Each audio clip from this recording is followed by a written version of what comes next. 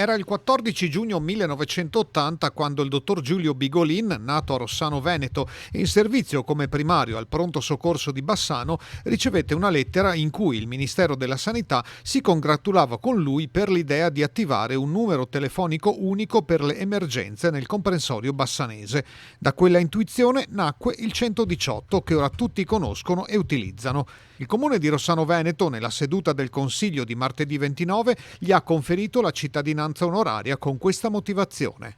Praticando l'arte medica per decenni in modo appassionato, generoso e geniale, sempre a tutela del bene dell'ammalato e del bene pubblico, diveniva maestro per generazioni di medici, così dando lustro alla propria terra d'origine. Il dottor Bigolin ha preferito non partecipare alla seduta del Consiglio, ma già sabato aveva ricevuto le chiavi della città, ricordando come nacque più di 40 anni fa l'idea del numero unico, che all'epoca non era ancora il 118. No, ecco, era nei primi anni 70, quindi c'era bisogno di fare qualcosa, perché non c'era niente.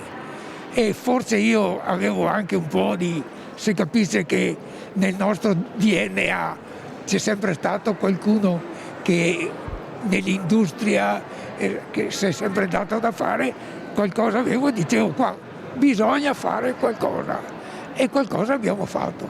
Ecco, tutto qua.